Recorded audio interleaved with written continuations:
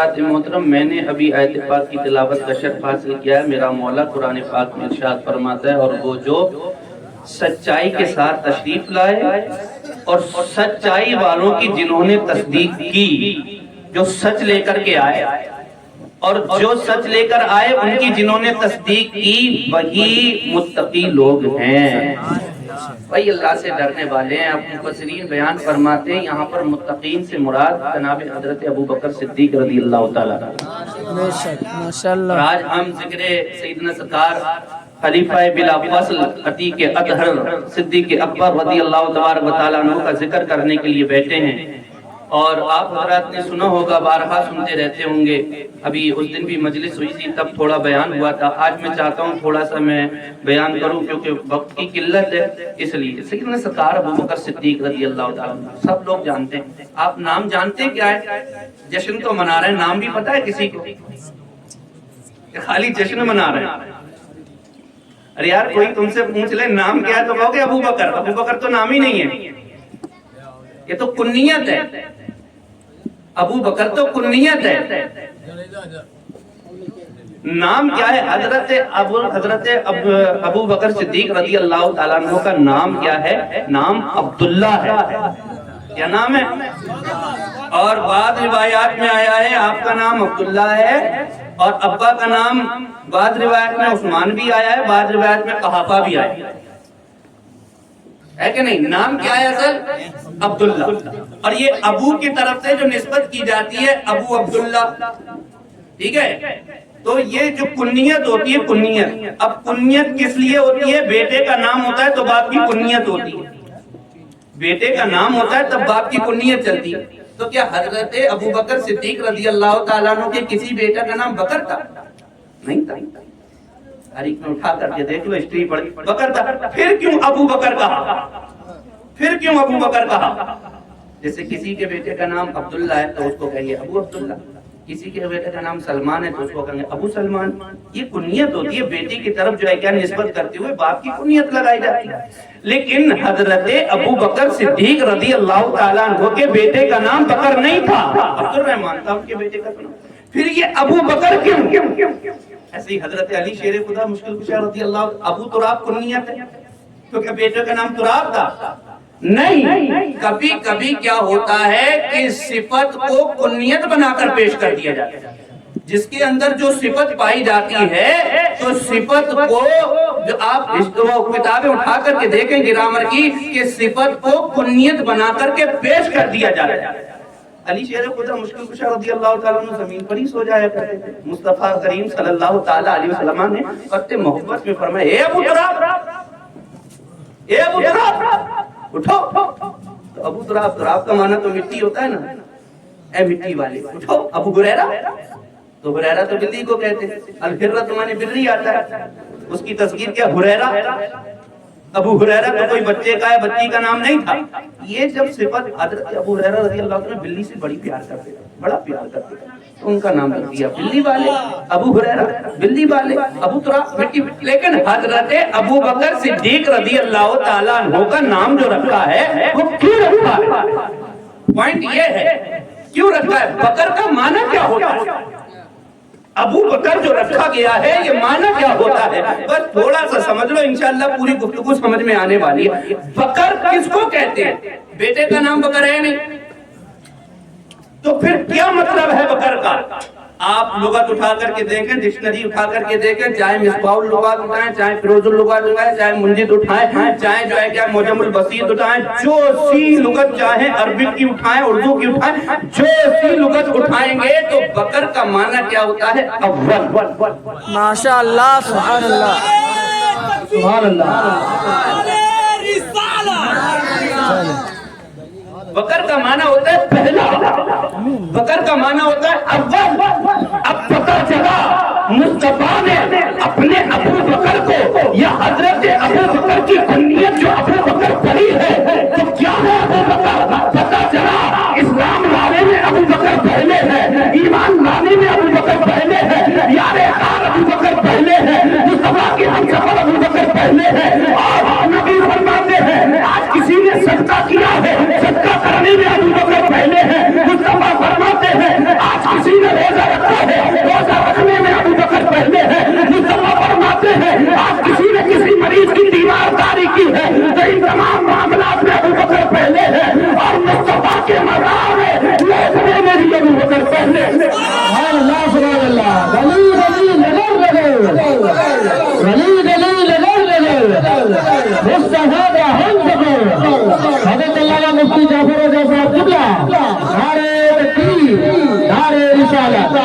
میرے ابو بکر صدیق رضی اللہ تبارک و تعالیٰ عنہ ہیں. اب آپ تھوڑی سی بات کر دیجیے. حضرت ابو بکر صدیق میرے مصطفیٰ جان رحمت صلی اللہ تعالیٰ علیہ وسلم کا کیسے جان نچھاور کرتے, کس طریقے سے جان نچھاور کیا کرتے.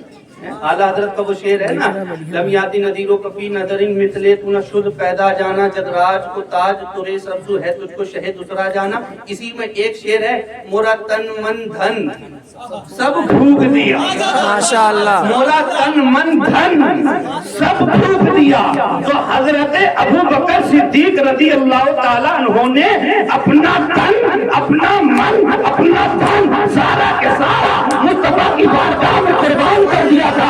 کہیں ابو بکر اپنا مال قربان کر رہے ہیں, کہیں ابو بکر اپنی جان قربان کر رہے ہیں, تو کہیں ابو بکر مصطفیٰ کے چہرے کا دیدار کرتے ہوئے ساری خواہشات قربان کر رہے ہیں. اعلیٰ حضرت فرماتے ہیں میرا تن من دھن سب پھونک دیا, یہ جان بھی پیارے جناب. سبحان اللہ سبحان اللہ. نعرہ تکبیر, کلام اعلیٰ حضرت, کلام اعلیٰ حضرت, صدیق کی صداقت, صدیق کی صداقت, صدیق کی صداقت. سبحان اللہ سبحان اللہ. حضرت ابو بکر صدیق رضی اللہ تعالیٰ عنہ آپ نے بارہا سنا ہوگا, حضرت ابو بکر صدیق رضی اللہ تعالیٰ عنہ. اور یہ بات اب خیر مسلم میں سارے لوگ مانتے ہیں, افضل البشر بعد الانبیاء بالتحقیق. اس کا کوئی بھی سنی انکاری نہیں کر سکتا ہے. بھائی حاجی صاحب کوئی کرے گا, یہ تو عقیدہ اہل سنت ہے یار. افضل البشر بعد الانبیاء بالتحقیق. اگر کسی کو اس پر اعتراض ہو تو پھر جائے اپنے جمعے میں اور مولوی کا گریبان پکڑ کر کے نیچے اتار دے کہ میرا مسئلہ یہ نہیں, تو میری مسجد کا امام صحیح نہیں, تو ہمارے مسلک کے خلاف بات کرتا ہے. لیکن جس کا عقیدہ یہ ہے, جس کا مسلک یہ ہے کہ اہل سنت کا ہے بیڑا پار, اصحاب حضور نظم ہے اور ناؤ ہے درست رسول. تو یہی ہے نا مذہب اہل سنت, تو یہی ہے کیا مذہب اہل سنت یہ ہے کہ حضرت ابو بکر صدیق تمام نبیوں کے بعد سب سے افضل و اعلیٰ ہیں. افضل البشر بعد الانبیاء بالتحقیق امیر المؤمنین ابی بکر صدیق ہے کہ نہیں. دوسرے نمبر کے حضرت عمر فاروق اعظم ہے. تیسرے پر یہ میں عقیدہ بتا رہا ہوں آپ کو, عقیدہ اگر اس میں گڑبڑی کرو گے تو پھر پیارے عقیدے سے ہاتھ دھو بیٹھو گے, ایمان سے ہاتھ دھو بیٹھو. عقیدہ بتا رہا ہوں. تیسرے حضرت عثمان غنی, اور چوتھے شیر خدا, مشکل کشا, فاتح خیبر, داماد پیغمبر حضرت علی المرتضی رضی اللہ تعالیٰ عنہ. ہاں سمجھ گئے. مگر شیعوں کے یہاں کیا ہوتا ہے, شیعوں کے یہاں کیا کہتے ہیں, جو ہے کیا ہے, سب سے پہلے خلیفہ جو ہیں وہ کون ہے, علی شیر خدا ہے. جبکہ خود علی شیر خدا سے اتنی روایتیں ہیں, اتنی, جو مجھ پر شیخین کو فضیلت دے گا. حضرت علی شیر خدا سے خود روایت ہے, جو مجھ پر شیخین, جو مجھ کو شیخین پر فضیلت دے گا تو فرماتے ہیں میں اس پر حد جاری کروں گا. اور حد ظنی مسئلے میں نہیں ہوتی ہے. علماء بیٹھے ہوئے ہیں, حد جاری کب کی جاتی ہے, کسی ظنی مسئلے میں نہیں, جو قطعی اور یقینی ہوتا ہے اس پر حد کا حکم ہوتا ہے, اس پر حد کا حکم ہوتا ہے. اور ظنی مسئلوں میں حد نہیں جاری کی جاتی. جیسے کسی کو کوئی شبہ ہے کہ یار شاید اس نے یہ ایسا کام کیا ہے, مان لو کوئی کسی کو بارے میں کوئی بدگمانی کر دے کہ فلاں صاحب نے زنا کیا ہے, لیکن اس کا کوئی شبہ ہی ہے, کوئی یقین نہیں ہے, یقین نہیں, تو حد جاری تب تک نہیں کی جائے گی جب تک مسئلہ یقینی پختہ نہیں ہو جائے گا. پتا چلا کہ حد ان معاملات میں جاری ہوتی ہے جو معاملہ یقینی اور قطعی ہوتا ہے. حضرت ابو بکر صدیق رضی اللہ تعالیٰ عنہ کی شیر خدا فرماتے ہیں افضلیت اور افضلیت یقینی اور قطعی ہے, اسی لیے فرماتے ہیں جو مجھ پر شیخین کو فضیلت دے گا اس پر حد جاری کرنے. سمجھ گئے آپ, مسئلہ سمجھ میں آ گیا. کون ہے حضرت ابو بکر صدیق؟ علی شیر خدا خود فرماتے ہیں, ایک دن فرماتے ہیں ابو بکر صدیق رضی اللہ تعالیٰ عنہ آئے. یہ بالکل آسان والی باتیں بتا رہا ہوں تاکہ آپ کے دماغ میں گھس جائے. اور اچھا پیدائش کب ہوئی تھی, پیدائش کب ہوئی تھی, عام الفیل کے 2.5 سال بعد میرے حضرت ابو بکر صدیق رضی اللہ تعالیٰ عنہ کی پیدائش تھی. کچھ جو ہے کیا اوصاف بتا دوں, جو ہے کیا ہے, آپ ہمیشہ ہی جو ہے کیا ہے سچ بولا ہے آپ نے, اور مصطفیٰ کے پہلے ہی سے آپ دوست تھے. سمجھ رہے ہیں آپ, بت پرستی سے آپ کو پہلے ہی سے کوئی دلچسپی نہیں تھی. زمانہ جاہلیت میں بھی آپ نے کبھی ادھر جھوٹ کبھی نہیں بولا, آپ نے کبھی شراب کو ہاتھ نہیں لگایا, ہے کہ نہیں؟ یہ سارے معاملات ہیں، میں خالی اشارہ کر رہا ہوں، باقی ہمارے قاری صاحب وغیرہ کچھ بتائیں گے انشاءاللہ تبارک و تعالیٰ۔ اگر صاحب ہم ہی بتاتے چلے جائیں گے تو قاری صاحب سوچیں گے یار تھوڑا بہت تو چھوڑ دیتے ہیں، ایسا ہوتا ہے۔ ہم بھی اگر کہیں بعد میں بیٹھے ہوتے تو ہم سوچتے یار سب یہی بول دیں گے تو ہم کیا بولیں گے۔ موٹی موٹی باتیں بتا دیں۔ علی شیر خدا مشکل کشا جب حضرت ابو بکر صدیق رضی اللہ تعالیٰ عنہ کو آتے ہوئے دیکھا تو مسکرانے لگے۔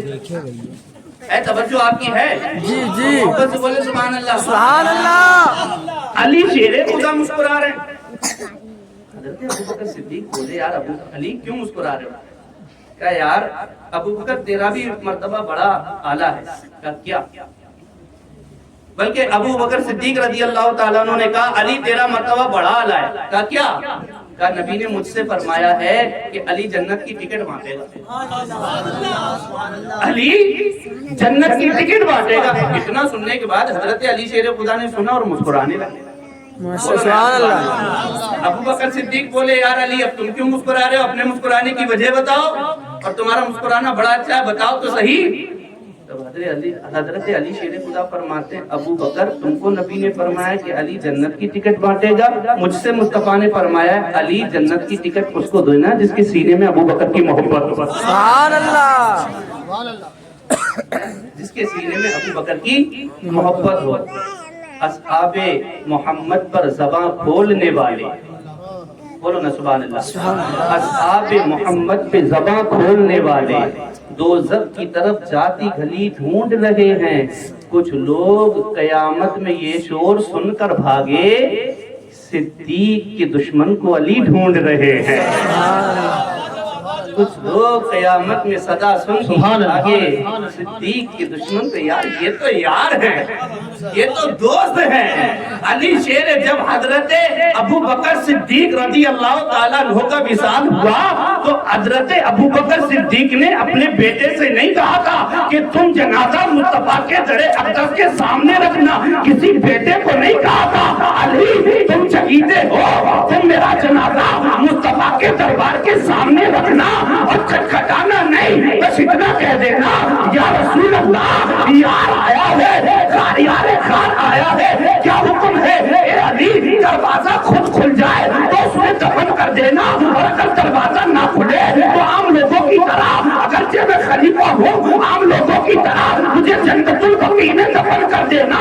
حضرت علی شیر خدا جب جنازہ لے کر کے پہنچے ہیں اور فرمایا ہے یا رسول اللہ آپ کا یار آیا ہے، آواز آتی ہے کہ یار کو یار سے ملا دو، یار کو یار کے پاس داخل کر دو۔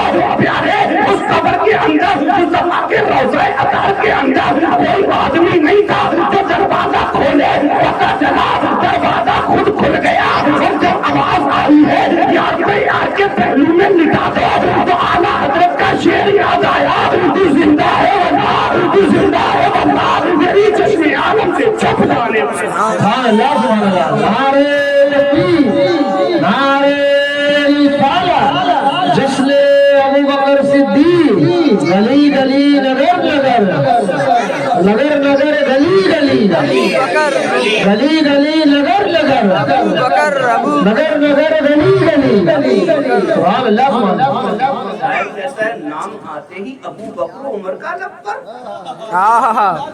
نام آتے ہی ابو بکر و عمر کا لب پر، تو بگڑتا ہے وہ پہلو میں سلائے ہوئے ہیں۔ ہمارا خالی منہ بنا ہوا ہے، مصطفیٰ ان کو پہلو میں۔ اچھا یہ بتاؤ بغیر مصطفیٰ کے چاہے کچھ ہو سکتا ہے؟ نہیں ہو سکتا، ہو سکتا ہے کہ نہیں؟ آپ نے علماء سے سنا ہوگا کہ دو آدمی تھے اور پتہ نہیں کس کی سلطنت کا زمانہ تھا کہ اندر ہی اندر مصطفیٰ کے روضے میں سوراخ، مطلب قبر کے لیے سوراخ سرنگ بنا رہے تھے۔ نبی نے خواب میں آ کر کے بتا دیا بادشاہ اس کو نکالو، یہاں پر کچھ لوگ آئے ہوئے ہیں سرنگ بنا رہے ہیں۔ تو اگر نبی چاہیں تو کسی کو خواب میں اطلاع کر سکتے ہیں، ہے کہ نہیں؟ لیکن ابو بکر و عمر رضی اللہ تعالیٰ عنہ کا پہلو میں سنانا اس بات کی دلیل ہے کہ مصطفیٰ راضی ہیں، راضی ہے میرے مصطفیٰ، ہیں اللہ اکبر. حضرت ابو بکر صدیق رضی اللہ تعالیٰ عنہ غار میں بھی ساتھ تھے, مزار میں بھی ساتھ تھے, اور بڑے جو ہے کیا ہے سنجیدہ مزاج آدمی تھے. آپ نے بارہا سنا ہوگا کہ کئی جگہ مال خرچ کیا. حضرت ابو بکر صدیق رضی اللہ تعالیٰ عنہ نے مسجد نبی کی زمین خریدی. حضرت ابو بکر صدیق رضی اللہ تبارک و تعالیٰ عنہ نے حضرت بلال رضی اللہ تعالیٰ عنہ کو خرید کر کے آزاد کیا. جب اسلام لائے تھے تو 40,000 درہم کے مالک تھے, اور اسلام لانے کے بعد سارا کچھ راہ خدا میں خرچ کر دیا, صرف 4 درہم کے مالک بچے.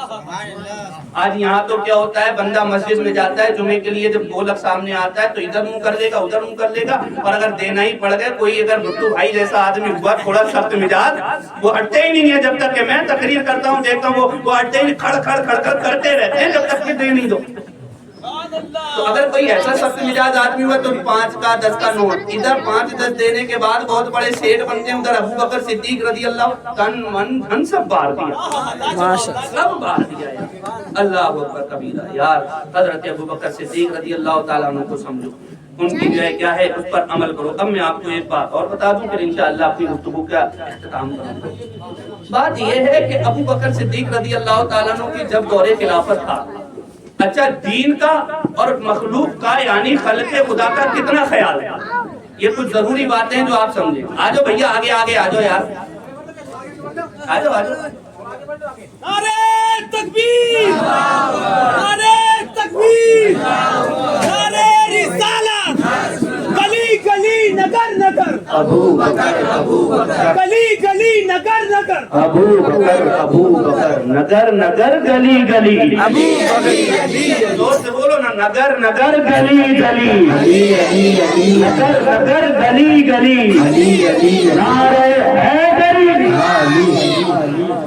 آگے بیٹھ گئے سارے لوگ. اب حضرت ابو بکر صدیق رضی اللہ عنہ جب خلیفہ بنے تو آپ نے 2 سال 3 ماہ یا شاید 6 ماہ تک آپ نے خلافت کے کیا فرائض انجام دیے. کیا ایک آپ کے پاس جو تھی ایک خصلت ایسی تھی, حضرت عمر فاروق اعظم رضی اللہ تعالیٰ عنہ نے بھی انہی کی سیرت پر عمل کرتے ہوئے یہ کیا تھا کہ رات کے سناٹے میں 24 یا 25 یا 26 لاکھ مربع زمین پر حکومت کرنے والا بادشاہ مراد مصطفیٰ عمر فاروق اعظم.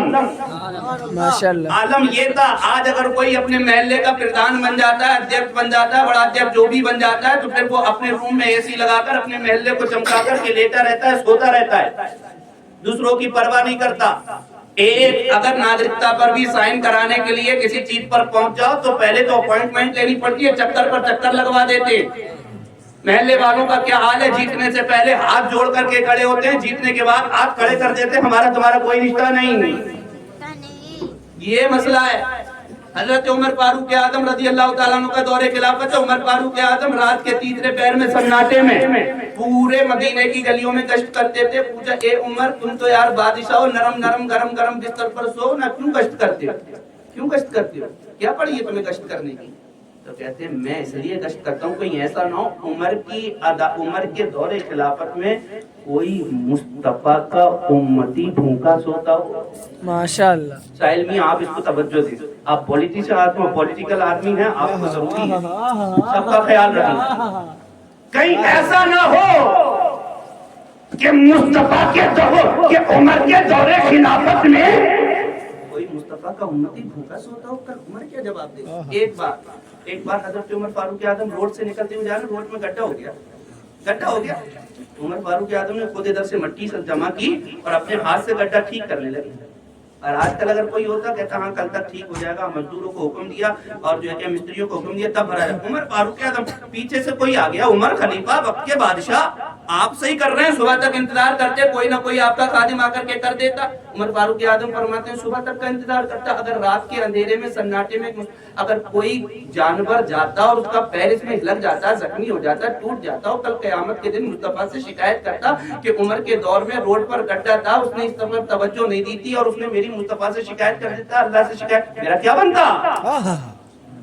کتنا خیال ہے, بے شک بے شک, سبحان کتنا اللہ. خیال ہے. یہاں تو بننے کے بعد کوئی پرابلم ہی نہیں.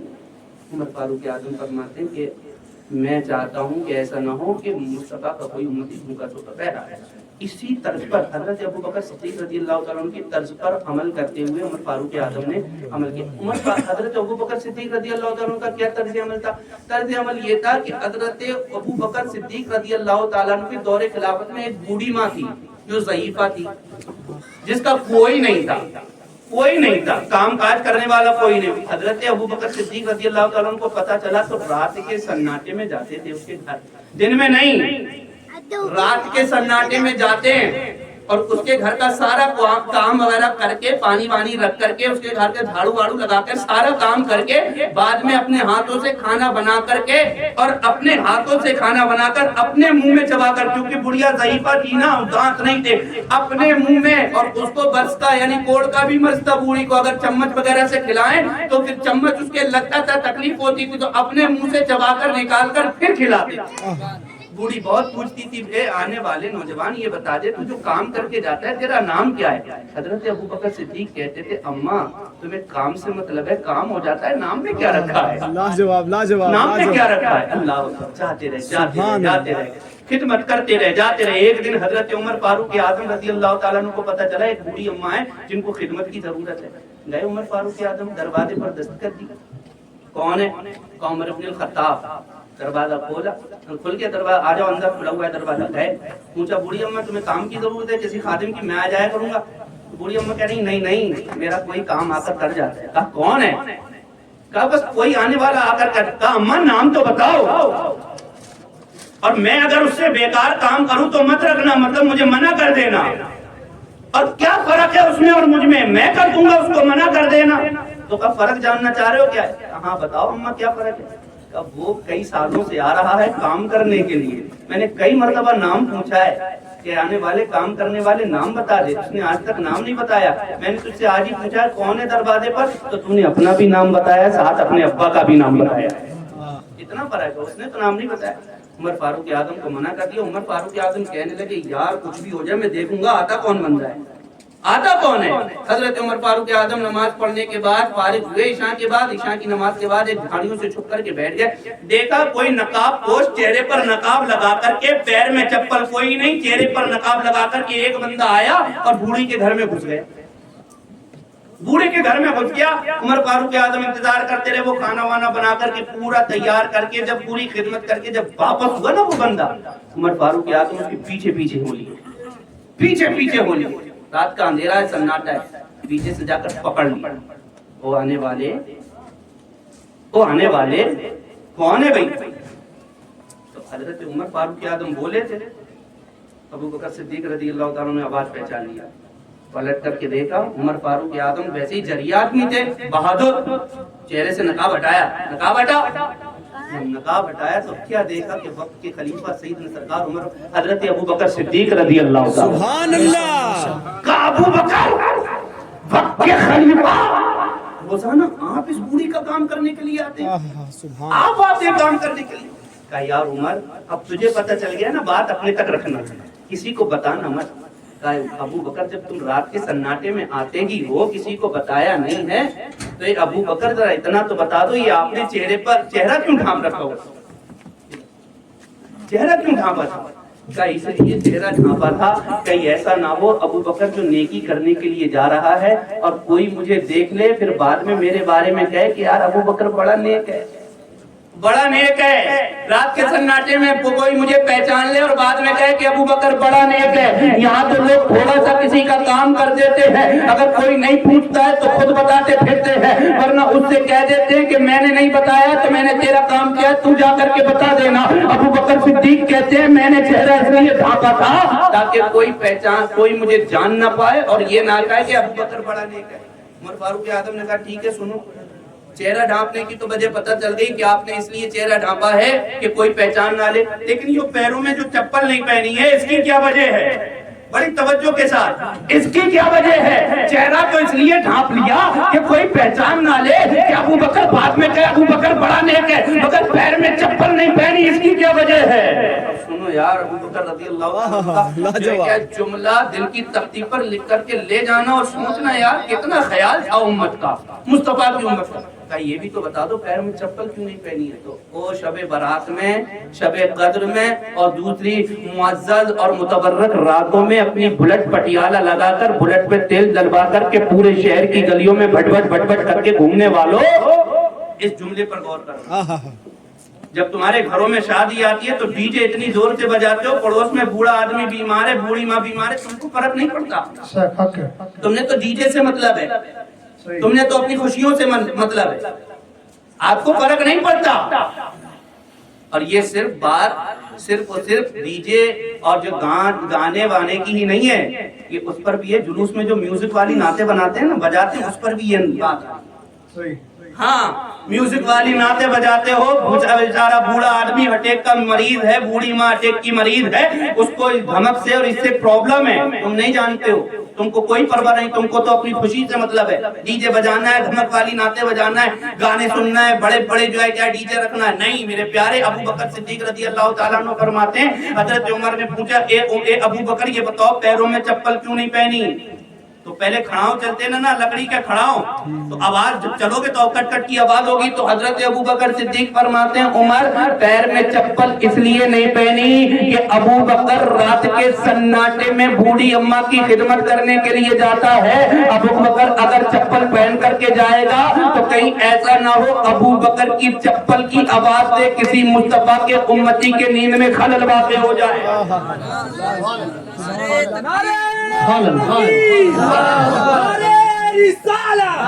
گلی گلی نگر نگر ابو بکر علی نگر نگر گلی گلی دونوں لگایا کرو نا یار، نگر نگر گلی گلی. تو کیا فرمایا کہ کہیں ایسا نہ ہو کہ ابو بکر نیکی اپنے لیے کرنے، ابو بکر کی چپل کی آواز سے مصطفیٰ کے کسی امت کی نیند میں خلل ہو جائے. یہاں تو جان پر بنی پڑی رہتی ہے، مگر ان کو اپنے ڈیجوں سے مطلب ہے، ان کو اپنے جلوسوں سے مطلب ہے. بھیا جلوس نکالنا منع نہیں ہے، ٹھیک ہے، ڈی جے والے ڈی جے اگر منگا لیے ہیں تو اس میں میوزک نما نعت نہ بجا کر کے ایسے ہی پڑھتے چلے جایا کرو.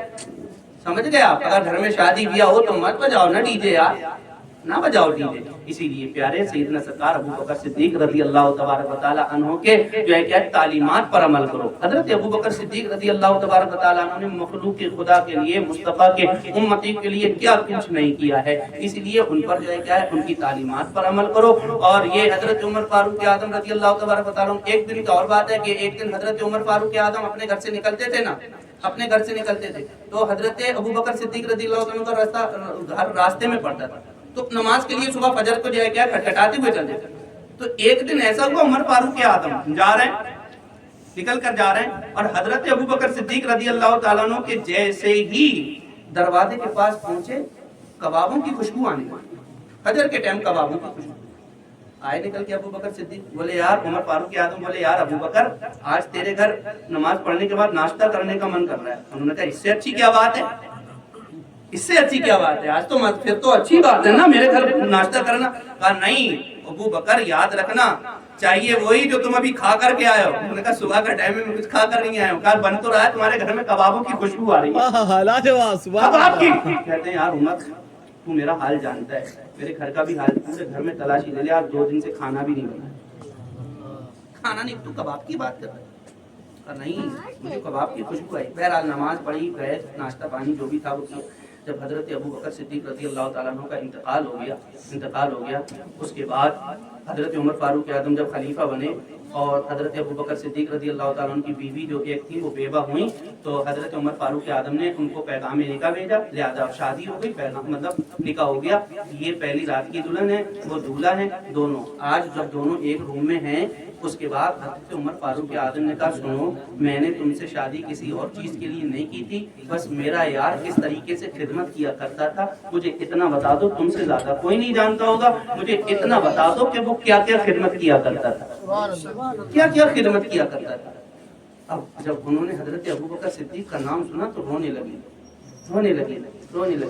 تب کا انہوں نے اپنی جو ہے کیا ہے رات کے 3 حصے کر دیا. کیا پہلا حصہ جو ہے کیا ہے نماز وغیرہ پڑھتے تھے، دوسرے حصے میں تھوڑی دیر آرام کیا کرتے تھے، تیسرے حصے میں پھر اٹھ جایا کرتے تھے اور جو ہے کیا نماز پڑھتے رہتے تھے. اور ایک فجر کے ٹائم ایسی مارتے تھے کہ ان کے منہ سے دھواں نکلتا تھا.